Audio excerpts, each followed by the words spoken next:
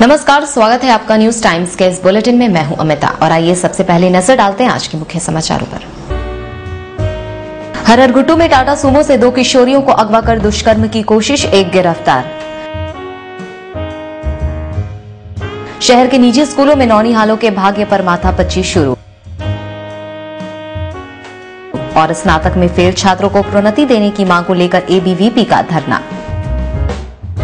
अब खबरें विस्तार से। बुधवार देर शाम बागबेड़ा थाना क्षेत्र के हररगुट्टू में टाटा सुमो में सवार 3 युवकों द्वारा वहां के 2 किशोरियों को अगवा कर उनके साथ दुष्कर्म करने की कोशिश की गई। पुलिस ने डमरू नामक एक युवक को गिरफ्तार कर लिया है। अगवा की गई दोनों किशोरियां बरामद कर ली गई हैं। एक किशोरी ने घटना के बारे में जानकारी देते हुए कहा कि डमरू और 2 अन्य युवकों ने घर पहुंचाने की बात कहकर उन लोगों को टाटा सुमो में बैठा लिया। कुछ देर ले जाकर डमरू शराब पीने लगा। उसने उसके साथ अश्लील हरकत करने की कोशिश की। जबरदस्ती आप फिर घर पहुंचे ना तो बोले कि मुंह, हम लोग दरवाजा खोले ना तो मुंह बंद कर दिया था। गलत काम करने की कोशिश की। आपका नाम क्या हुआ? इसके बाद ना उधर से जेल में ना बोलते ना उसको पीछे तरफ से रोड में ना दारू पीने लगा और हम लोग को ना निकाल दे रहे थे। फिर आगे का 2 लड़का उसका और ना जबरदस्ती फिर निकलेगा ना तो काट के फेंक देंगे। वहीं गिरफ्तार डमरू का कहना था कि उसने दोनों किशोरियों को घर पहुंचाने के लिए टाटा सुमो में सवार किया था। करंडी वह गाड़ी में तेल भरवाने गया था। मेरे से भेंट हुआ तो हम उसको बोले कि चलो गाड़ी में हम छोड़ देंगे। बस उतने में भैया वो उसको बोले कि चलो नाश्ता कर लेना। तो बोला कि नाश्ता भी करेंगे, डोसा भी खाएंगे। बोला पूछ लीजिए उनसे। क्या तुम्हारे साथ 2 लड़का था? तुम्हारे साथ 2 लड़का था।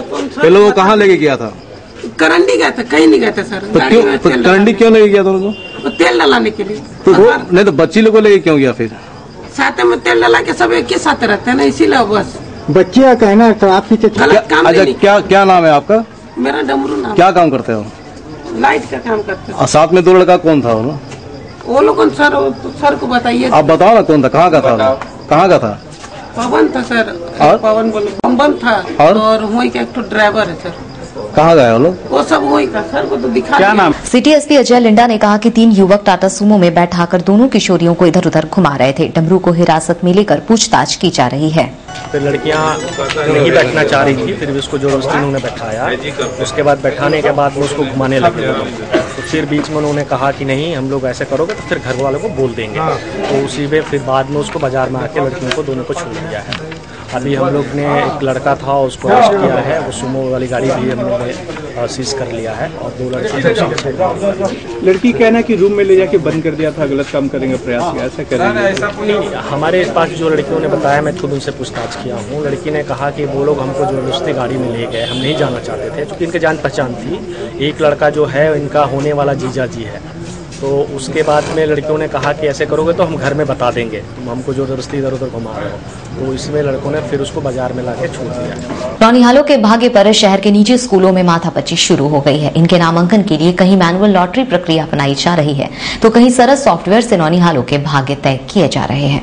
बिष्टुपुर डीएवी पब्लिक स्कूल में आज नर्सरी की 200 सीटों के लिए मैनुअल लॉटरी की प्रक्रिया अपनाई गई, जिसका JCCN चैनल पर सीधा प्रसारण किया गया।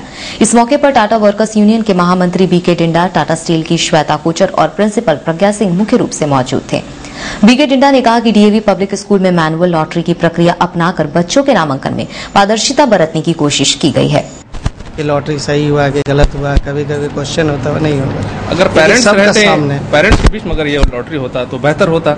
ये तो पेरेंट्स देखते हर तरह का रिप्रेजेंटेटिव है। ये बंद कमरे पे और 4 लोग के बीच ये लॉटरी हो रहा है। अब इसमें पेरेंट्स को पता नहीं कितना वो संतुष्ट होंगे कि। देखिए, आप भी सामने हैं और आपने फोटोग्राफी कर ही रहे हैं, वीडियो फोटोग्राफी कर ही रहे हैं। अगर किसी लाइव टेलीकास्ट हो रहा है, अगर किसी के भी ग्रीवांस इसमें हो ही नहीं सकता।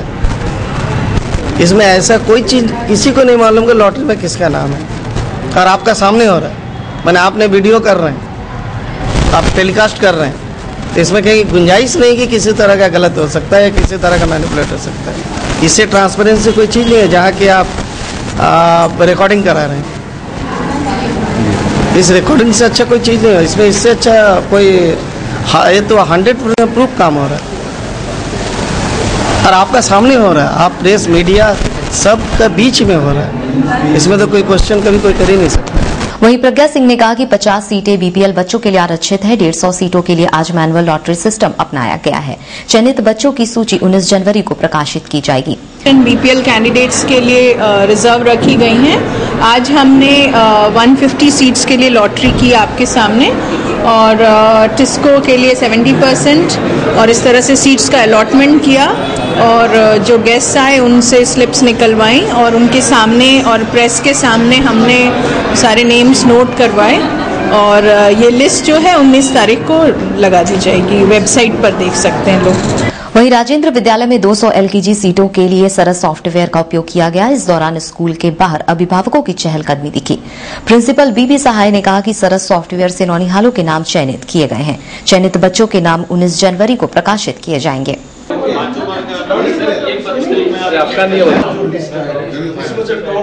के आसपास बच्चे हैं, 2800 के आसपास बच्चे हैं जिनकी लॉटरी हुई, और इसमें जो भी सेलेक्ट होंगे उनकी लिस्ट हम लोग 19 तारीख को 2 बजे के बाद।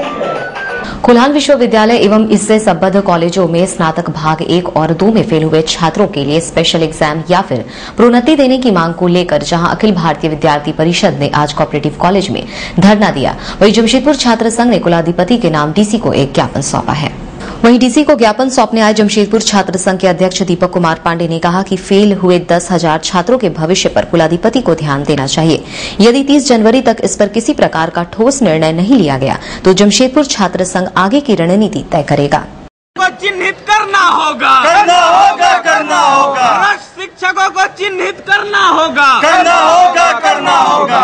विद्यार्थी परिषद जिंदाबाद, जिंदाबाद, जिंदाबाद। छात्र तो कहना हाय हाय हाय हाय। कुल्हान विश्वविद्यालय हाय हाय हाय हाय हाय हाय। आज ये धरना प्रदर्शन जो किया गया है अखिल भारतीय विद्यार्थी परिषद द्वारा, ये जो पार्ट 1 और पार्ट 2 में इतने तादाद में विद्यार्थी फेल हुए हैं, इसके विरोध में आज धरना प्रदर्शन किया गया है और ये स्टेप बाय स्टेप ये कार्यक्रम किया जाएगा। हमारी मुख्य रूप से 2 मांगे हैं। जो छात्र फेल किए हैं जिस विषय में, उस विषय का स्पेशल एग्जाम हो, और नहीं तो उनको कैरी फॉरवर्ड करके अगले क्लास में प्रमोट किया जाए।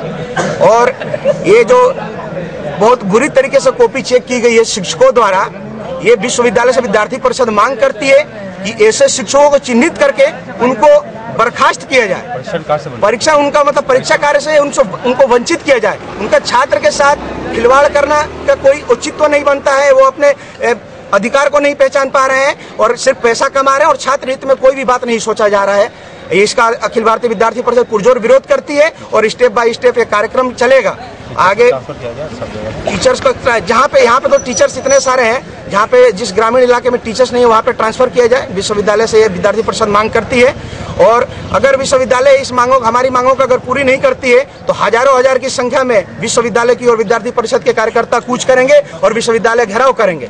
इन दिनों एनसीसी कैडेटों का combined annual training camp cooperative college मैदान में चल रहा है, जिसमें पूरे राज्य से 671 एनसीसी कैडेट भाग ले रहे हैं। 14 जनवरी से शुरू हुआ यह कैंप 23 जनवरी तक चलेगा। यह जानकारी झारखंड एनसीसी 37 बटालियन के 3rd ऑफिसर जीवन कुमार दुबे ने दी।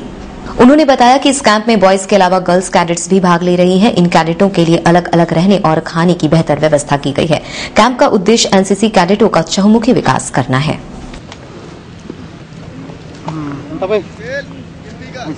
ये वाला आँख बंद करो, ये वाला आँख बंद करो, इसको दबाओ, इसको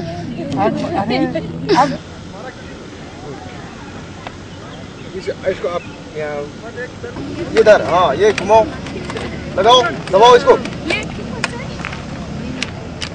ब्रेक के बाद खबरों में फिर से आपका स्वागत है। मैं हूं हेमलता। शहर में हैंडबॉल के संस्थापक मोहम्मद यासीन उस्ताद के आकस्मिक निधन पर स्टार स्टूडेंट क्लब की ओर से आज जमशेदपुर ब्लड बैंक के बगल मैदान में एक शोक सभा का आयोजन किया गया, जिसमें काफी संख्या में क्लब के मेंबर और खिलाड़ी शामिल हुए। स्टार स्टूडेंट क्लब के सचिव शमी उजम्मा ने कहा कि मोहम्मद यासीन उस्ताद ने जमशेदपुर में हैंडबॉल को नई ऊंचाइयां दी। उनके निधन से शहर में खेल जगत को हुई क्षति की भरपाई निकट भविष्य में होना मुश्किल है। हम लोग क्लब स्टार स्टूडेंट क्लब की तरफ से मोहम्मद यासीन उस्ताद जो जमशेदपुर के माने में कोच थे, उनके इंतकाल पर एक दुख का शोक सभा रखे हैं और हम लोग तमाम शहर के तमाम स्पोर्ट जगत में जो नुकसान हुआ है इसका भर पूरा तो नहीं कर पाएंगे जगह, इसलिए हम लोग बहुत दुख है के साथ अपने क्लब के मैदान में इनका स्टार स्टूडेंट क्लब है मजाकपट्टा धक्कीडी में। गुरुवार को कांग्रेस कार्यालय तिलक पुस्तकालय में जिला महिला कांग्रेस अध्यक्ष शिखा चौधरी के प्रयास से जेवीएम की करीब 2 दर्जन महिलाएं कांग्रेस में शामिल हुई। शिखा चौधरी ने कहा कि कांग्रेस से महिलाओं को जोड़ने का सिलसिला आगे भी चलता रहेगा। जेबीएम की 2 दर्जन महिलाओं के कांग्रेस में शामिल होने से पार्टी को मजबूती मिलेगी।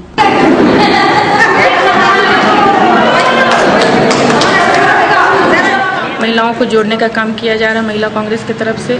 अभी आपने देखा होगा कि जेबीएम की महिलाएं हमारे साथ जुड़ी हैं और ये हमारे लिए बहुत गर्व की बात है कि जेबीएम की महिलाएं अभी हमारे। कितने कार्यकर्ता आप कांग्रेस ज्वाइन किए? आज हमको लगा 20 से ऊपर है हमारी जो सब महिलाएं जुड़ी हैं हमारे साथ और आने वाला कल में लग रहा है कि 20 के जगह 50 हो जाएंगी और 50 के जगह 100 हो जाएंगी।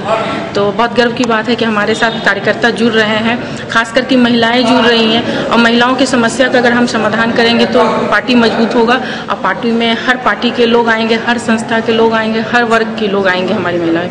बागबेड़ा विकास समिति ने अन्नपूर्णा योजना के 142 लाभुकों को 1.5 साल से खाद्यान्न नहीं दिए जाने को लेकर 21 जनवरी से जमशेदपुर प्रखंड कार्यालय पर अनिश्चितकालीन भूख हड़ताल पर बैठने का ऐलान किया है। समिति के अध्यक्ष गणेश विश्वकर्मा ने कहा कि जमशेदपुर प्रखंड के 142 अन्नपूर्णा योजना के लाभुकों को न तो पिछले 1.5 साल से प्रतिमाह मिलने वाला 10 किलो अनाज ही दिया गया और न ही अभी तक पेंशन देने की व्यवस्था की गई है। इसी मुद्दे पर समिति ने आंदोलन करने का निर्णय लिया है। डेमोक्रेटिक जो अफसरशाही है ये लोग एकदम बेलगाम हो गए हैं, जिसके कारण गरीब से जुड़ा हुआ जो भी जनहित का योजना है उस पर ये लोग काम नहीं कर रहे हैं। विगत 18 माह से बागबेड़ा 7 पंचायत का 142 लाभुक को जिसको अन्नपूर्णा योजना के माध्यम से अनाज मिलता था उन लोगों को अनाज देना बंद कर दिया गया, यह कहकर कि आप लोग को पेंशन मिलेगा। चूँकि पेंशन केवल बीपीएल धारी को ही पेंशन दिया जाता है और वैसे वो लोग जो है उन लोगों को ग्राम सभा के माध्यम से जोड़ा गया था। आईटी का शहर के एक व्यवसायी के सर्किट हाउस एरिया स्थित आवास पर छापा आज दूसरे दिन भी पड़ा। इस दौरान व्यवसायी के आवास से कई महत्वपूर्ण दस्तावेज आईटी की टीम के हाथ लगने की सूचना है।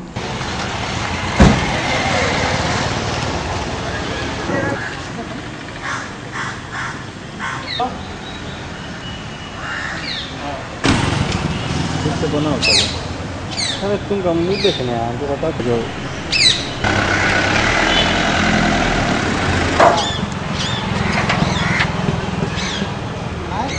सांची स्थित शारदा मणि हाई स्कूल में विज्ञान प्रदर्शनी लगाई गई, जिसमें बच्चों ने विभिन्न प्रोजेक्टों के जरिए अपनी प्रतिभा को प्रदर्शित किया।